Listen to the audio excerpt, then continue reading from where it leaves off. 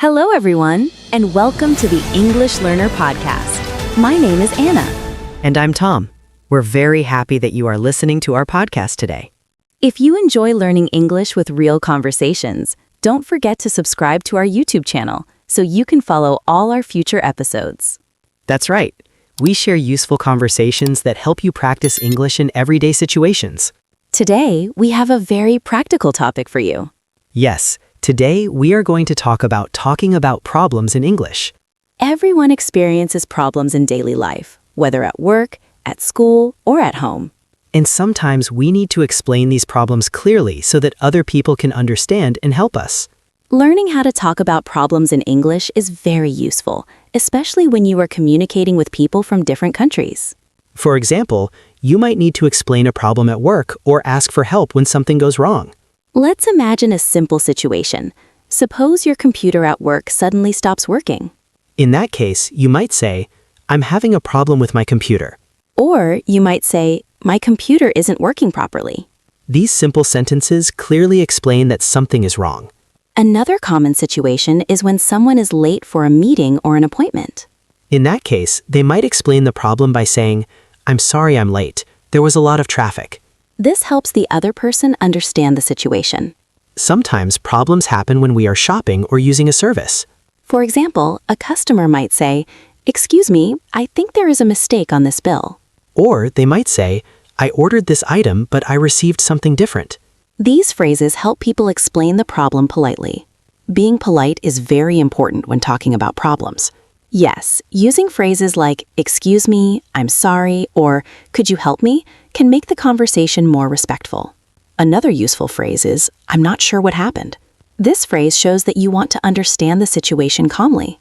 Sometimes people also explain how the problem started. For example, someone might say, "Everything was working fine this morning, but now the internet isn't working." Explaining the situation step by step helps the other person understand the problem more clearly. Talking about problems can also include asking for help. Yes, you might ask, "Could you please check this for me?" Or, "Can you help me solve this problem?" These questions invite the other person to help find a solution. In many cases, clear communication makes solving problems much easier.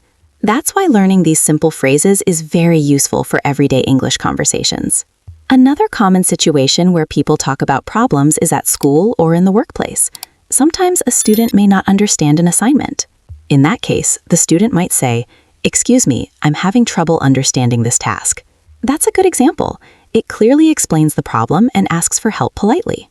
At work, someone might say, "I'm having a problem finishing this report on time." Then the person could explain the reason, such as, "I need a little more time because the information is not complete yet." Explaining the reason helps the other person understand the situation better. Another situation is when something breaks or stops working. For example, someone might say, "The printer is not working," or "The internet connection is very slow today." These sentences help people explain technical problems quickly. Sometimes people also describe how they feel about the problem. Yes, someone might say, "I'm a little worried about this situation," or "I'm not sure how to solve this problem." Sharing feelings can help others understand the situation more clearly. Another helpful skill is explaining a problem step by step.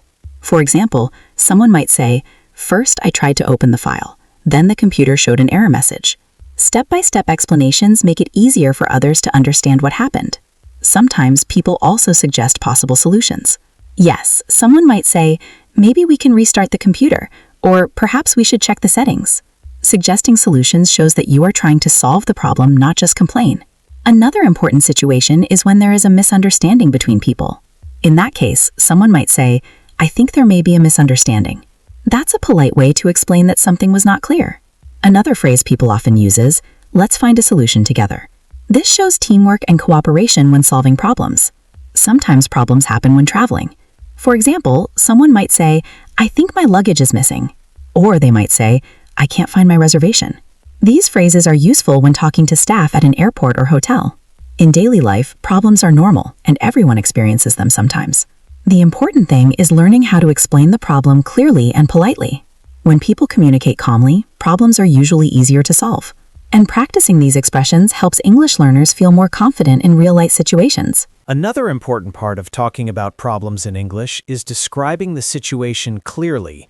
When you explain a problem, it helps to give enough details so the other person understands what happened. Yes, clear explanations make it easier for others to help you find a solution. For example, instead of just saying, "There is a problem," you can say, "I can't open this document on my computer." That sentence explains the problem more clearly and gives useful information.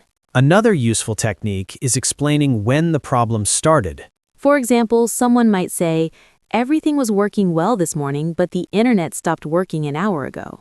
This kind of information helps people understand the situation better. Sometimes it is also helpful to explain what you have already tried to do. Yes, someone might say, "I tried restarting the computer, but the problem is still there." This shows that you have already tried to solve the problem yourself. Another useful phrase is, "I'm not sure why this is happening." This expression shows that you are confused, but still trying to understand the situation.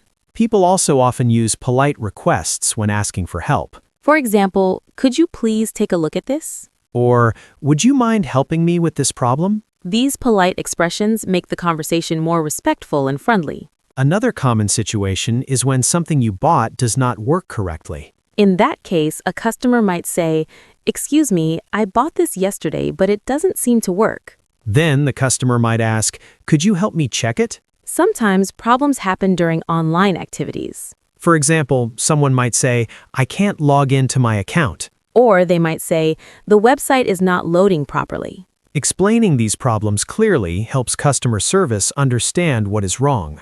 Another useful habit is staying calm when talking about problems. Yes, speaking calmly helps keep the conversation positive and respectful. Even if you feel frustrated, polite communication usually leads to better results. People are often more willing to help when the problem is explained politely. Another important phrase people use is, "Let me explain the situation."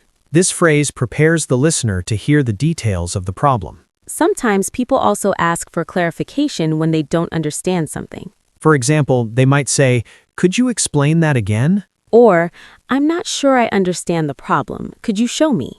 Asking questions like these helps avoid misunderstandings. Another helpful phrase is, "There seems to be a problem with this." Yes, this expression sounds polite and not too direct. People also sometimes say, "Something doesn't seem right here." This phrase is useful when you notice a mistake or an unexpected situation. Another example is when someone receives the wrong order in a restaurant. The customer might say, "Excuse me, I think there is a mistake with my order." Then they might explain, "I ordered the chicken, but I received the fish." In many situations, it is also helpful to suggest a possible solution. For example, someone might say, "Maybe we can try restarting the system." Or perhaps we can check the settings again. Suggesting solutions shows that you are willing to work together to fix the problem. This creates a more positive conversation between people. Sometimes people also apologize when explaining a problem. Yes, phrases like, "I'm sorry for the inconvenience" or "sorry to bother you" are very common. These expressions make the conversation sound polite and respectful. Another useful phrase is, "Thank you for helping me with this." Showing appreciation is always a good habit when someone helps solve a problem. When people communicate clearly, politely, and calmly, most problems can be solved more easily. And practicing these expressions will help English learners feel more confident in real-life conversations. Another important skill when talking about problems in English is listening carefully to the other person. Communication is not only about explaining your problem, but also about understanding the response. That's a very good point. When someone is trying to help you, it is important to listen to their suggestions or questions. For example, a coworker might ask, "When did this problem start?" Or they might ask, "Did you try restarting the system?" These questions help them understand the situation better. When answering questions like these, it is helpful to give clear and simple explanations. For instance, you might say, "The problem started this morning when I tried to open the program." Or you could say, "Yes, I tried restarting it, but it still doesn't work." Giving clear answers helps the conversation move forward and helps people find solutions faster. Another useful skill is confirming that you understand the other person. Yes, you can say something like, "So you think I should restart the computer again?" Or, "If I understand correctly, you want me to update the software." These phrases help avoid misunderstandings. Sometimes the person helping you may give several instructions. In that situation, you can say, "Let me repeat that to make sure I understand." Then you can repeat the steps they explained. This shows that you are paying attention and trying to follow the instructions correctly. Another situation is when you cannot solve the problem immediately. In that case, someone might say, "We may need more time to fix this issue." Or they might say, "Let's check this again later." These phrases help manage expectations and keep the conversation calm. Sometimes people also thank others for their patience when solving a problem. Yes, phrases like, "Thank you for your patience," or "I appreciate your help," are very common. These expressions help maintain a positive and respectful conversation. Another helpful phrase is, "Let's work on this together." This shows cooperation and teamwork. Problems often become easier to solve when people work together and communicate clearly. Another useful expression is, "Let's see what we can do about this." This phrase shows that you are willing to find a solution instead of focusing only on the problem. Sometimes people also explain that the problem might take some time to fix. Yes, someone might say, "This may take a few minutes to solve." Or, "I will check this and get back to you soon." These sentences help the other person understand what will happen next. Another important part of problem-solving conversations is staying positive. Even if the situation is difficult, positive language can make the conversation more comfortable. For example, someone might say, "Don't worry, we will try to solve this together." Or, "Let's see if we can find another way to fix this." These encouraging phrases help reduce stress during the conversation. People also sometimes summarize the problem to make sure everyone understands it. For example, someone might say, "So the main issue is that the system is not connecting to the internet." Summarizing the problem helps make the situation clear for everyone. Another helpful step is checking if the solution worked. Yes, someone might ask, "Is everything working now?" Or, "Did that solve the problem?" If the answer is yes, the conversation can end in a positive way. And if the problem still continues, people can continue discussing other solutions. Practicing these kinds of conversations help English learners feel more comfortable in real-life situations. The more you practice explaining problems, asking questions, and listening carefully, the better your communication skills will become. Over time, these skills will help you speak English more confidently in both personal and professional situations. And that confidence will make it easier to handle problems and communicate clearly in everyday life. Now that we've talked about how to explain problems clearly and listen carefully, another important step is suggesting possible solutions. When you offer ideas, it shows that you are trying to solve the problem, not just complaining. That's right. For example, you can say, "Maybe we could restart the computer," or "Perhaps we can try another method." Another useful phrase is, "What do you think would be the best way to solve this?" This invites the other person to share their ideas and work together on a solution. Sometimes problems are small, but they can become bigger if not solved. Yes, that's why it's important to communicate quickly and clearly when a problem happens. Another tip is to remain polite, even if the problem is frustrating. Phrases like, "I'm sorry for the inconvenience," or "Thank you for your help," can make a big difference in how the conversation goes. Another helpful phrase is, "Let's check this step by step."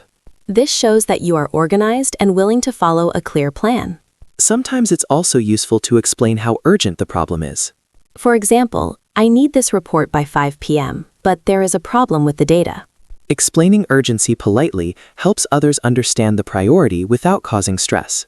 Another tip is to ask for confirmation after giving your explanation or suggestion.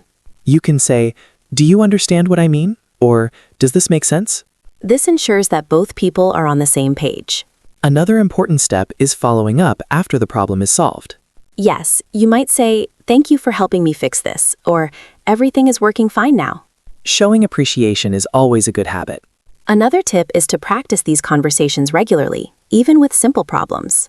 Yes, practicing common problems in English, like technical issues, school tasks, or travel situations, helps you become more confident. Over time, learners will feel more comfortable explaining problems, asking questions, and finding solutions. Thank you so much for listening to the English Learner Podcast. We hope today's conversation helps you practice talking about problems in English. Don't forget to subscribe to our YouTube channel so you won't miss future episodes, and share this podcast with your friends who want to improve their English. Remember, clear communication, polite language, and working together make solving problems much easier. Keep practicing every day. Stay confident, and don't be afraid to ask for help when you need it. See you next time, and remember, learning to talk about problems in English will make your daily life much easier. Happy learning, everyone! Keep practicing, stay positive, and enjoy improving your English.